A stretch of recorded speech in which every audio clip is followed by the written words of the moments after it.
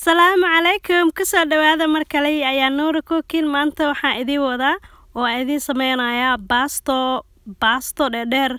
iyo waxaan idin sameynaya hilib couscous spaghetti iyo meatballs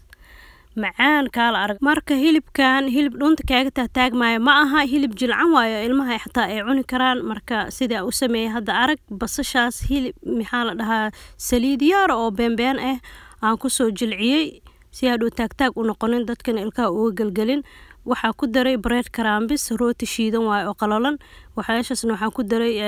reexaan qalalan iyo oregano iyo maxaa la dhahaa iyo basil iyo toon yar iyo ukunta qofkii rabo iska dhaafi kara allergic ka ah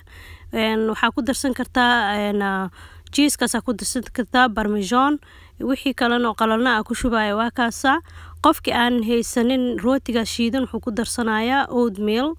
mishaarida maxaa la dhahaa oday koofida uu ku sawiran yahay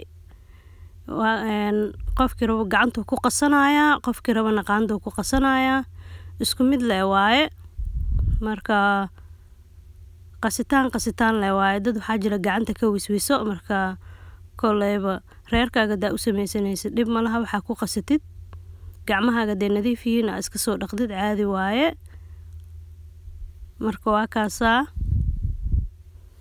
hilibkii hadda xashaaya isdhexgelinaya waa couscousaya inta xabaa rabtida ka dhiganaya hadaa rabtid intaan ka yaryara u yaryareene hadaa rabtidna waa weyn ka dhiganaysa ana qiyaasa ka dhigaa dhaxdhaxaad intaas leh waa safaaya saxankana kulligiis ku safaaya kulligiis markaan safo maxaa la dhahaa waxaan ku sameynaa insha Allah hadda arkeena qofkii rabo wuxuu sameyn karaa suugadaas uu ku dhaxridaya ilaa 30 daqiiqo camal digsiga dabka inta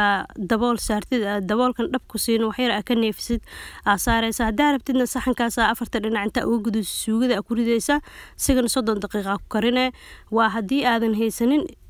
oven hadii ay haysan aniga laakiin maanta ovenkan ku sameynaya 425 u geeyay oo Fahrenheit ah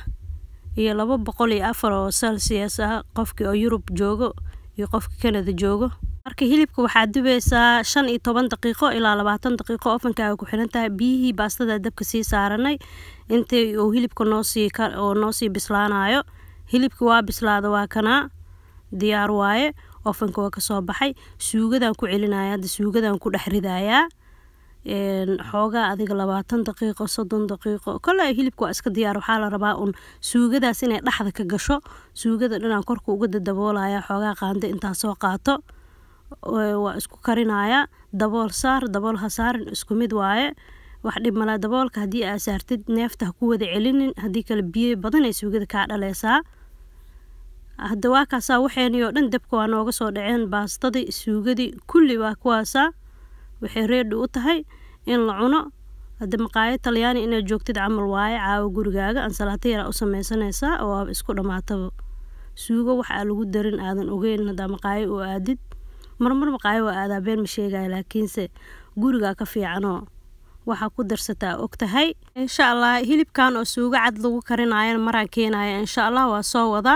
hadii aad ka hesho videogan thumbs up saaxiibada la share gare subscribe gare hadaa nagu cusub tahay si aad u aragtid videoyaasha kale aan soo wado insha Allah jazakallahu khayr assalamu alaykum wa rahmatullahi wa barakatuh